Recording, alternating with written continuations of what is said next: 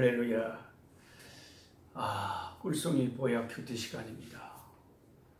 오늘은 37일째 레위기 26장, 27장 레위기서의 마지막 수업이 되겠습니다. 레위기 26장 말씀을 보면 이제 레위기의 결론 부분이라고 할 수가 있어요. 성경을 다 펼치셨죠? 율법에 순종하면 축복이 따르고, 하나님이 지금까지 레위기서에 쭉 주신 규례를 따르지 않으면 하나님께서 재앙을 내리실 것이다. 이런 말씀으로 이제 결론적인 말씀이 레위기 26장, 27장에 나오고 있습니다. 그러면서 이제 마지막 하나님께서 세 가지 중요한 것을 말씀하실 때 1절부터 2절까지 보시면 우상을 만들거나 섬기지 말고, 그 다음에 안식일을 지키고, 그리고 하나님의 성소를 경외하라. 이 세 가지를 그 많은 말씀이 있지만은 하나님이 최후로 다시 한번 상기시키고 있습니다. 하나님께서 여러 가지 율법 중에서 정말 중요한 거 세 가지만 말해라 하면, 첫째가 하나님 외에 다른 이방신이나 우상을 만들거나 섬기는 것. 이것은 정말 무서운 것이죠. 하나님 외에 다른 신을 섬기는 것, 이것을 금하시고, 그 다음에 이제 하나님 잘 섬기는 신앙의 가장 기초가 항상 안식일을 지키는 것. 오늘날 우리 신약의 우리들로 말하면 하나님의 교회, 주님의 몸된 교회에 충성하고 참 교회에 헌신되고 교회에 좋은 일꾼 되고 주의를 잘 성수하고, 이런 교회 중심의 신앙생활, 하나님 중심, 성경 중심, 교회 중심, 이 세 가지 핵심적인 것이 우리 신앙의 아주 중요한 요소다. 그게 하나님께서 결론적으로 말씀을 하신 겁니다. 내 성소를 경외하라. 하나님께서 임재하시고 하나님께서 그 예배를 받으시는 그곳을 귀하게 여기라. 안식일을 지키고 성소를 경외하고 우상, 하나님 외에 다른 신을 섬기지 말 것을 주님께서 최후로 말씀하고 있습니다. 그 다음에 26장 3절 이하에 보면, 너희가 이제 내 하나님의 규례와 내 규례와 계명을 준행하면 이제 이러이러한 축복을 주겠다 하고 먼저 축복의 말씀을 하십니다. 그러면서 이제 4절에 보면 철 따라 비를 주시겠다. 철 따라 비를 주시겠다. 하나님의 축복 중에 하나가 철 따라 비를 주시는 거죠. 그래야 옛날에는 1차 산업이 중심이었기 때문에 하나님이 비를 안 주시면 먹고 살 수가 없죠. 철 따라 비를 주는 것이 그 당시에는 엄청난 중요한 산업의 축복이었다는 것을 알 수가 있습니다. 그리고 또 어떤 복을 주시냐면은 타작이 포도 딸 때까지 계속 타작을 할 수 있게 해주시고, 5절에 있죠. 너희의 타작은 포도 딸 때까지 미치고 너희의 포도 따는 것은 파종할 때까지 미치리니 너희가 음식을 배불리 먹고 너희의 땅에 안전하게 거주하리라. 얼마나 농사가 잘 됐으면 그거 수확하는데 많은 기일이 걸려가지고 타작하느라고 포도 딸 때까지 그 수확을 하고 있고, 그 다음에 또 포도가 얼마나 많이 열렸으면 포도 따는 것을 다음에 파종할 때까지 계속한다. 그 말은 엄청난 수확량의 축복을 주시겠다는 뜻이죠. 그 다음에 6절에 평강을 주신다고. 민족적인 산업과 기후와 또 우리의 개인 심령의 평강을 주시고, 그리고 정말 복된 말씀은 뭐냐면 8절에 보면 이 전쟁이 일어났을 때 이스라엘 백성 5명이 적군 100명을 파하고 이스라엘 군사 100명이 적군 10,000명을 격파하게 될 것이다. 이렇게 말씀하십니다. 그래서 성경에 보면 정말 하나님이 이렇게 말씀만 하신 게 아니고 실제로 이런 일이 일어난 경우가 여러 번 있었지 않습니까? 아브라함의 경우에는 자기 집에서 기른 318명을 데리고 동방의 4나라 연합군을 격파한 것이 창세기 14장에 기록되어 있습니다. 하나님이 축복하고 하나님께서 복을 주신 아브라함은 318명을 이끌고 4나라의 연합군을 격파했다. 그러니까 뭐 5명이 100명, 100명이 10,000명 격파한 말씀이 그대로 이루어진 거죠. 그 다음에 또 기드온은 우리가 성경을 보면은 사사기에 보면은 기드온은 사사기 7장에 군사 300명을 이끌고 메뚜기 떼같이 중다한 미디안 군대 수십만 명을 격파했으니까 그럼 뭐 한 군사 한 명당 얼마나 많은 군사를 감당했겠습니까? 300명으로 수십만 명을 격퇴했다. 그 다음에 엘리야 선지자는 혼자서 850명의 이 이단 그 악한 거짓 선지자들과 대적해가지고 그들을 물리쳤습니다. 850대 1, 한 명이 850명을 이긴 것입니다. 하나님께서 이렇게 축복을 약속하시는 장면을 보면 내가 너희에게 상과 벌을 앞에 두는데 이 하나님께서 레위기서에 이렇게 말씀하신 규례들을 잘 지켜 순종하면 이렇게 복을 개인적으로, 민족적으로, 기후적으로, 산업적으로, 경제적으로 주시겠다. 그리고 전염병이나 이런 질병을 돌지 않게 해 주시겠다. 그런데 이제 14절 이하에 보면 말씀을 청종치 않았을 때에 따르는 벌이 상 주시겠다는 말은 짧게 하시고 벌 주신다는 말은 2배 이상 합니다. 하나님이 왜 그렇게 하시는가 저는 잘 모르지만 우리 타락한 인간들은 진짜요. 상 줄 테니까 열심히 해. 그래도 우리가 열심히 하는 경우가 있지만 이거 안 하면 너 혼난다 하고 벌을 무서워서 안 하는 경우가 우리 타락한 인간 더 많은 거예요. 하나님 우리를 잘 아시고 만약에 너희들이 불순종하면 이렇게 무서운 결과가 있을 거라고 분명하게 말씀하셨어요.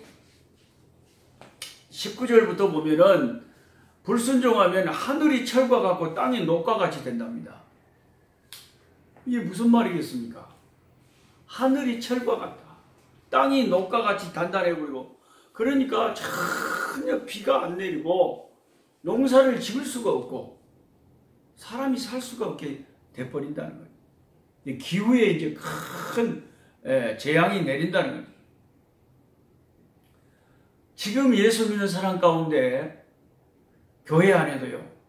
하늘이 철처럼 닫히고 땅이 노처럼 이렇게 딱딱한 상태로 교회 다니는 분들이 섞여 있어요. 하나님과의 관계가 내 죄 때문에 완전히 하늘이 철처럼 닫혀 있고 하나님과의 관계가 막혀 있고 내 땅 위에 내 생활이 삶이 얼마나 빡빡하고 얼마나 힘들고 얼마나 고달픈지 하나님과의 관계가 올바르지 못하면 우리 삶도 정말 힘들고 어려울 수밖에 없는 것이죠. 그 다음에 하나님께서 무서운 말씀을 많이 하시는데 25절에는 너희 중에 연병을 보내고 대적의 손에 멸절당하며 양식을 끊어버릴 것이고, 그 다음에는 29절에는 무서운 말씀은 너희가 아들의 살을 먹을 것이요 딸의 살을 먹을 것이다. 너희들의 모든 우상들을 내가 다 회파해 버릴 것이다. 와, 정말 무서운 말씀인데요. 근데 하나님이 이렇게 말씀하신 대로 우리가 성경을 잘 알지만은 그 이스라엘의 그 역사를 그 후로 보면 진짜 이 레위기서에 말씀하신 대로 불순종할 때 그런 일들이 있었음을 우리가 성경에서 읽지 않습니까? 이스라엘이 하나님께 범죄해가지고 정말 흉측한 재앙들을 당하는 것을 우리가 하나님 말씀이 괜히 겁을 주는 게 아니라 실제로 하나님 말씀대로 그대로 역사가 증언을 하는데 그대로 되었던 것을 우리가 알 수가 있습니다. 그래서 우리는 항상 이렇게 하나님의 말씀을 연구하면서 늘 가까이 하면서 하나님 말씀대로 된다. 이 세상, 이 천지는 없어지지만 하나님의 말씀은 1.1획도 없어지지 않고 말씀이 그대로 이루어지기 때문에 우리 하나님의 말씀을 유의하고 주의 깊게 살피고 말씀을 마음에 새겨둬야 됩니다. 그래서 결국 이제 26장의 결론은 뭐냐면 시편 51편 17절 말씀대로 하나님께서 원하시는 제사는 상한 심령이라는 거예요. 회개하고 하나님께로 돌아오지 않으면 너희들이 그렇게 무서운 재앙을 당하게 될 것이다. 상한 심령, 회개하는 심령으로 하나님께 돌이킬 때만이 하나님께서 그 진노를 풀 것이라 이렇게 말씀하시는 겁니다. 그 다음에 이제 레위기의 마지막 장인 27장으로 넘어가 보겠습니다. 이것은 하나님께 드리기로 한 서원에 대한 그런 문제를 하나님이 다루고 있습니다. 서원이라는 게 뭡니까? 이제 하나님 앞에서 무슨 일이 너무 그 응답받은 게 너무 감사해서 하나님 제가 이거 아버지 앞에 드릴게요 라고 헌신의 어떤 하나님 앞에 헌신의 것을 드리는 것, 또 자기가 그냥 큰 죽을 위기에 처했거나 너무나 고통스러운 일을 당했을 때 하나님 이 위기를 벗어나게 해주시면 제가 하나님 앞에 이렇게 살게, 하나님 앞에 제가 이렇게 해드릴게요 라고 이렇게 우리가 서원이라는 것을 하지 않습니까? 그랬을 때 하나님 앞에 서원을 내 입을 열어서 했는데 실제로 그것을 실행하지 못하게 되는 경우에는 어떻게 해야 되느냐? 그럴 때는 배상을 해야 된다는 겁니다. 참 하나님께서는 왜 이렇게 우리가 생각지 못한 부분까지 그렇게 자상하게 말씀하시고 가르치시는지 모르겠어요. 그럴 때는 배상을 하라는 겁니다. 예를 들어서 하나님께 내가 몸을 바치겠습니다 라고 서원을 했는데 그것을 실행치 못할 경우가 생겼을 경우가 있으면은 그것을 값으로 쳐서 하나님 앞에 물질로 드리라는 겁니다. 그걸 속전이라고 하죠. 자, 구약에 내가 하나님께 몸을 바치겠다는 뜻은 어떤 뜻이었을까요? 그것은 이 이스라엘 백성들이 하나님 앞에 헌신하던 그 구약의 그런 대부분의 삶은 성막 중심의 삶이었거든요. 그러니까 내가 하나님 앞에 몸을 바쳐서 헌신하겠다고 서원했던 것은 하나님의 성소에서 어떤 일을 내가 심부름하고 뭔가 하나님의 성막에 봉사하겠다는 뜻이었죠. 그런데 어떤 사정이 생겨서 서원은 그렇게 했지만 그렇게 못할 일이 생겼으면 하나님 앞에 물질로 그걸 배상해서 바치라는 겁니다. 그걸 속전이라고 하는데 그것도 이제 나이에 따라서 달랐습니다. 20살부터 60세까지의 남자들은 50세겔을 내라. 50세겔. 이 한 세겔이 은전의 그 당시에 명칭이었다고 그래요. 참고 서적을 찾아보니까 당시에 죄송합니다. 한 세겔당 오늘날로 말하면 한 미국 돈으로 2달러 20센트, 한국 돈으로 한 2,500원. 그러면 이제 50세겔을 20살에서 60세 되는 남자가 바친다 이 말은 한 100달러 이상은 무조건 되겠네요. 10만 원 이상은 무조건 되겠습니다. 근데 그 돈의 그 분량이 중요한 것이 아니라 하나님 앞에 입으로 뱉고 서원을 했으면 그 신실하게 그 약속을 이행하라는 그런 뜻이 담겨 있는 거죠. 여자일 경우는 30세겔, 물을 좀 주십시오. 그 다음에 그렇게 하나님 앞에 드리라고 했어요. 그러면 그렇게 물질을 갖다가 배상해서 드리면 그게 이제 결국 성전을 수리하거나 또 하나님의 성막을 유지하고 관리하는데 그렇게 쓰였죠. 그래서 우리가 하나님 앞에 약속한 거, 감사합니다. 하나님 앞에 약속한 거, 하나님 앞에 약속한 것은 해로울지라도 서운한 것은 갚으라. 이런 말씀이죠. 14절 이하에는 자기 집을 바치기로 한 사람, 또 아니면 자기 논밭을 바치기로 한 사람, 그랬는데 사정이 생겨서 집에 사람이 살아야 되겠다, 논밭을 못 바치게 생겼다, 서원을 이행하지 못하는 경우가 생겼을 때는 어떻게 할 것인가. 참 하나님이 그런 것까지도 다 생각하셔가지고 가르치시면서 그럴 때는 제사장이 그 값을 정하라는 겁니다. 이 집값이 어느 정도 되겠다, 이 논밭의 값이 어느 정도 되겠다, 희년을 계산해서 이렇게 값을 정해서 그것을 배상하라, 이렇게 말하고 있습니다. 그리고 이제 26절 이하에는 가축 중에 처음 난 것은 다 하나님의 것이다, 이렇게 선포하고 있습니다. 이것은 우리가 출애굽기에서도 봤지만은 이스라엘 백성이 애굽에서 해방되어 나올 때 애굽의 모든 첫 장자들과 첫 생명들은 다 죽었지 않습니까? 근데 6월절 어린 양의 피를 바른 그 이스라엘 백성들은 다 살았죠. 그때 하나님이 선포했어요. 이스라엘 백성 중에 처음 난 것은 다 내 것이니 나에게 돌릴 것이니라.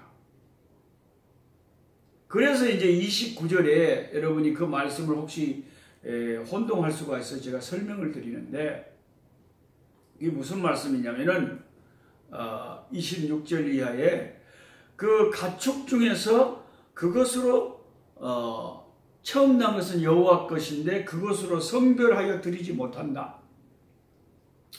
이게 무슨 뜻이냐면 하나님 앞에 제사 드린다고 딱 수양을 가지고 왔고 수송아지를 가지고 왔는데, 번제를 드리겠다고 왔는데 근데 이 수송아지가 처음 난 거예요. 그걸 가지고 하나님 앞에 번제 제물로 가져왔어요.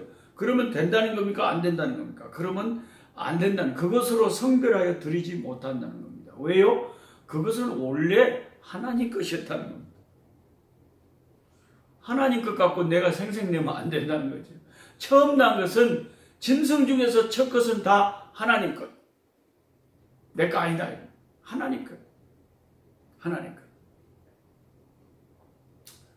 그 다음에 30절 이하에는 10분의 1에 대해서 말씀하시면서 내 소득의 10분의 1은 하나님의 것이라, 이렇게 또 선언하고 있습니다. 이 11조에 관한 것은 인간의 모든 소유가, 내가 가진 모든 것은 다 내 아버지 하나님이 주셔서 내가 갖게 된 것이고, 욥의 고백처럼 내가 세상에 처음 태어날 때는 다 빈손 들고 벌거숭이로 태어났잖아요. 그런데 하나님이 먹여주시고 입혀주시고 어떤 재산을 주셨다면 이거 다 나한테서 온 게 아니잖아요. 전부 하나님이 주신 거잖아요. 그러면 내가 가진 모든 것은 다 아버지께서 주신 것이고 다 아버지의 소유입니다.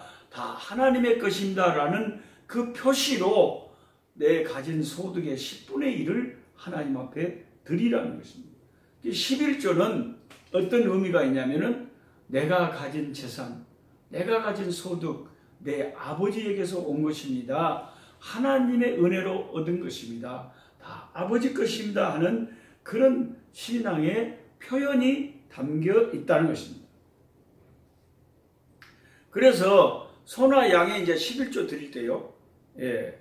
소나 양에 11조 드릴 때 성경에 뭐라고 했습니까? 30절 이하에 보면 재미있는 말이 있는데 소나 양이 그 목자의 지팡이 아래로 지날 때 10번째 통과하는 것은 누구 겁니까? 하나님 것입니다. 왜 하나님이 이렇게 11조 그 가축 중에서 드린 걸 정해놨냐면, 자, 내가 소가 20마리가 있어요. 그럼 20마리가 있으면 11조 하나님 앞에 드려야 되니까 2마리 아버지 앞에 갖다 이거 아버지 거 하고 바쳐야 되잖아요. 그런데 이 20마리 중에서 아버지 앞에 바칠 것을 조금 약하고 비리비리하고 좀 그런 것을 2마리를 골라가지고 하나님 앞에 11조라고 바칠 수 있잖아요. 그래서 그런 것을 하나님을 방지하기 위해서 그런 시험에 들지 않게 하시려고 어떻게 하라고 그랬습니까? 너무나 하나님이 세세하고 자세하게 가르치시죠. 자, 목자의 지팡이로 딱 이렇게 지팡이로 이렇게 이 지팡이를 가지고 이러면 짐승이 이제 우리 안으로 들어갈 거 아닙니까? 그럼 1마리, 2마리, 3마리 딱 10마리째 딱 들어가는 10번째 것은 아버지 거. 그러니까 그게 좀 틈실한 것이 10번째 걸릴지 덜 틈실하게 걸릴지 그건 모르죠. 근데 어쨌든 그 목자의 지팡이 아래로 지날 때 10번째로 통과하는 것은 아버지 거 11조로 바쳐라. 그러면 내가 시험 들 것도 없이 내가 고민할 것도 없이 아 이거 아버지 거구나. 그렇게 바치라는 거예요. 아니 하나님이 이렇게 우리를 위해서 좋은 것을 가르쳐 주시는데 우리는 왜 이렇게 복잡하게 고민을 하는지 모르겠어요. 오늘날도 보면 이제 말세가 되니까 별의별 교사들이 스승들이 많이 나와가지고 사람들이 진리에서 그 길을 돌이켜 헛하는 걸 좋아하는데 11조는 드리면 안 된다. 이건 구약의 율법이다. 그래가지고 막 그런 것을 막 열변을 토하고 막 이런 분들을 또 굉장히 이제 따라가면서 거기에 또 많이 또 휩쓸리는 분들도 많고 그래요. 왜 하나님이 쉽게 가르쳐 준 것을 그 복잡하게 하는지 모르겠어요. 여러분은 어떻게 생각하십니까? 11조를 내야 됩니까? 내지 말아야 됩니까? 11조는 율법입니까? 구약에 매인 것입니까? 항상 제가 레위기서를 지금까지 설명드릴 때에 항상 이 구약은 이 레위기서는 신약의 빛 가운데 조명해서 신약에 살고 있는 우리들 예수의 십자가 아래서 율법에서 자유함을 얻고 율법을 온전히 완성하신 그리스도 안에서 자유함을 얻은 우리가 어떻게 이 율법을 해석하고 신약에 적용할 것인가를 늘 말씀드렸습니다. 11조는 어떻게 해야 됩니까? 첫 열매는 어떻게 해야 됩니까? 내 자식 가운데 첫 자식은 다 목사님 신학교 보내야 됩니까? 그렇게 하시는 분 거의 없잖아요. 그 말도 안 되죠. 그거는 정말 좀 이상하고 미신적인 거죠. 첫째 아들은 신학교 보낸다. 그런 거 없어요. 제가 생각하기에는 그런 정신보다는 자녀 가운데 정말 하나님을 사랑하고 하나님이 종으로 사역자로 부르심을 주신 하나님이 택하신 그 내적인 소명을 가진 그런 사람이 하나님의 일을 해야지 첫 것은 무조건 하나님에 바친다고 하고 그렇게 미신적으로 그렇게 생각해서는 안 되는 것이 틀림없이 맞습니다. 11조도 마찬가지죠. 우리가 옛날에 어떤 그 이상한 부흥사들 말처럼 11조 한번 내보면 축복을 주시는가 안 주시는가 봐라 하는 그 말라기서의 말씀을 그냥 무조건 고지 곧대로 축복을 받기 위한 수단으로 11조를 내야 된다. 그렇게만 우리가 해석해서는 안 되죠. 얼마나 말라기 선지자가 답답했으면 그 당시에 이스라엘 백성이 너무 타락해가지고 하나님이 말씀하신 이런 율법의 말씀을 불순종하고 10의 1조를 제대로 드리지도 않으니까 하나님의 것을 하나님 앞에 바치지를 않으니까 야 11조 한번 드려봐라. 하나님 말씀대로 순종해봐라. 순종하면 하나님께서 어떻게 복을 주시겠다고 하셨냐. 하나님이 그 말씀대로 하시는가 안 하시는가 축복 주시는가 안 주시는가 한번 봐라. 당연히 선지자는 그렇게 말씀을 해야 되죠. 그런데 그것을 우리가 신약에 곧대로 가져와서 11조를 내봐라. 그러면 물질의 복을 받는가 안 받는가 보자. 그렇게 곧대로 11조를 축복을 받기 위한 수단으로 설교해서도 안 되고 그런 식으로 말하면 교회가 바로 성경을 해석하지 못하는 것이죠. 그러면 신약에 살고 있는 우리들은 11조를 어떻게 해야 됩니까? 마태복음 23장 23절입니다. 애우기도 좋네요. 23장 23절. 한번 찾아보시겠습니까? 제가 읽어드릴게요. 화 있을진저 외식하는 서기관들과 바리새인들이여 너희가 박하와 회향과 근처에 11조는 드리되 여기 예수님이 11조를 언급하고 있습니다. 그런 11조는 너희가 드리는 것 같은데 율법에 더 중요한 것 정의와 긍휼과 믿음을 버렸도다. 그러나 이것도 행하고 저것도 버리지 말아야 할지니라. 여러분 마태복음 23장을 자세하게 읽어보시면 예수님께서 그 온유하신 예수님께서 얼마나 무섭게 이 바리새인들의 외식을 책망하시는지 모릅니다. 이 독사의 새끼들아 하면서 얼마나 무섭게 예수님께서 바리새인들을 뭐라고 하신지 몰라요. 너희가 어떻게 지옥의 판결을 피하겠느냐. 너희들은 지옥에 떨어진다는 거죠. 독사의 자식들이라는 거죠. 근데 그 사람들이 세상에 그 최소의 11조까지 하나님 앞에 하고 있었다는 거 아닙니까? 그때 예수님이 너희들이 최소의 11조를 하면서 왜 하나님 앞에 정의를 버리고 긍휼을 버리고 믿음을 버리고 하나님 앞에 하나님이 더 중요하게 생각하는 그 삶과 인격의 모습 속에서 하나님 앞에 향기가 되지 못하고 그런 외식, 그런 형식만 남아서 종교 생활에 얽매여 있느냐. 예수님께서 성전에서 그 장사하는 자들을 다 상을 엎어버리시면서 얼마나 무섭게 그 외식을 책망하셨는지 모릅니다. 그렇게까지 바리새인들의 그 무서운 외식을 책망하실 때 예수님이 분명하게 그랬죠. 그러나 그 11조도 이것도 행하고 그랬지 않습니까? 그런 11조는 율법이니까 행할 필요가 없다고 주님이 당연히 가르치셔야죠. 신약에 예수님이 오셔서 우리에게 구약의 그 산상보훈에서도 구약에 너희가 이렇게 율법에서 레위기서에 들었지만 보복법 이야기하면서 눈은 눈으로 이는 이로 갚으라는 말을 너희가 들었지만 나는 너희에게 이르노니 그러면서 신약적으로 예수님이 말씀을 다 다시 해석해 주셨죠. 그런데 11조에 대해서 말씀하실 때도 그럼 재해석을 해 주셔야 되지 않습니까? 오늘날 그 똑똑한 사람들이 성경 잘하는 것처럼 11조 그 성경적이 아니다라고 말하는 사람들의 말이 맞다면 예수님께서도 11조는 율법이니까 낼 필요 없다.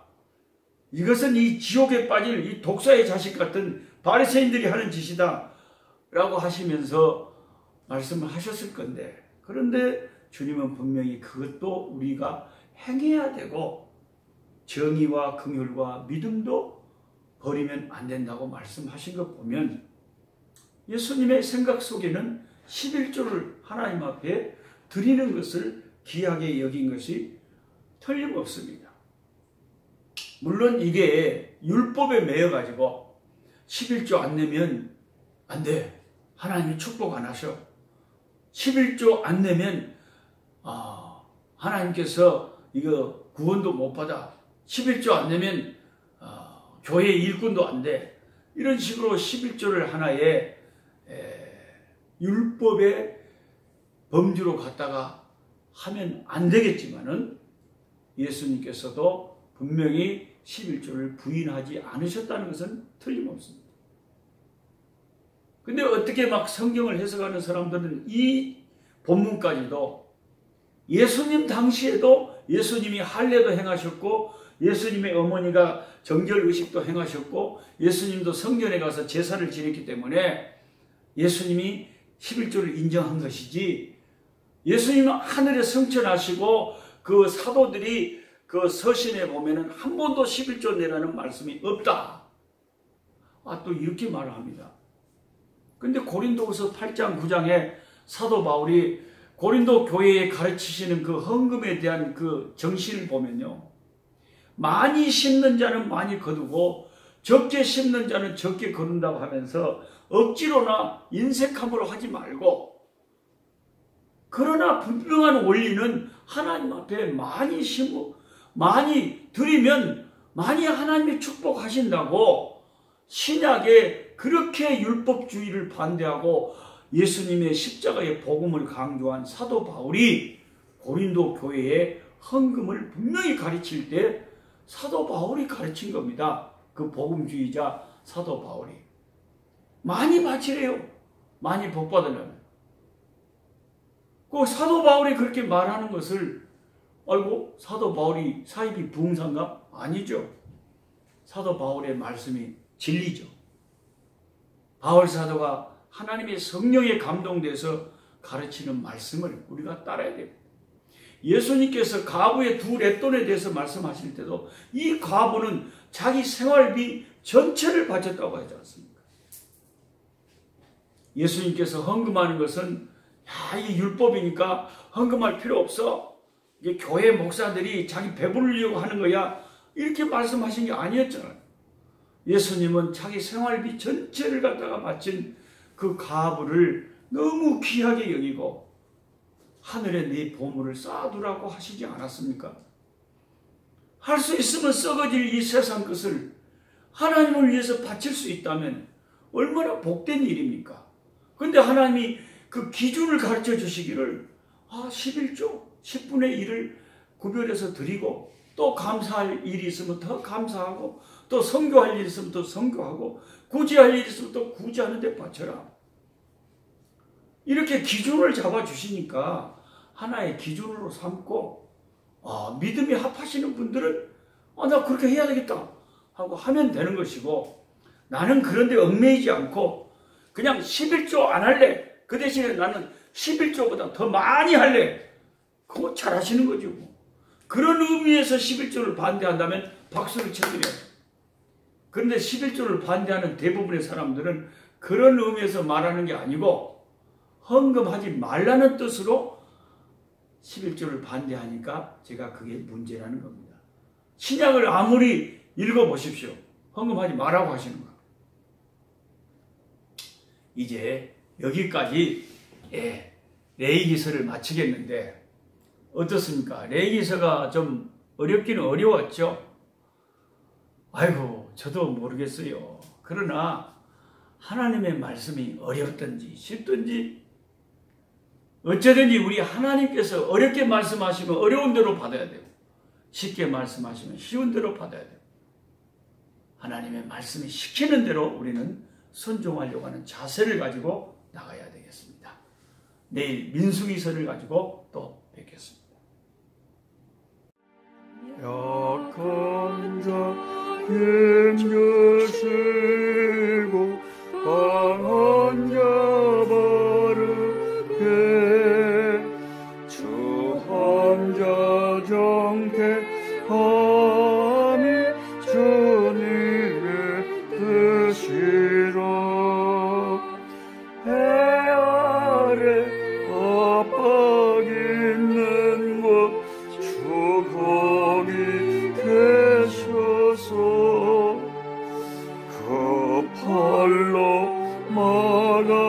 주시옵소서.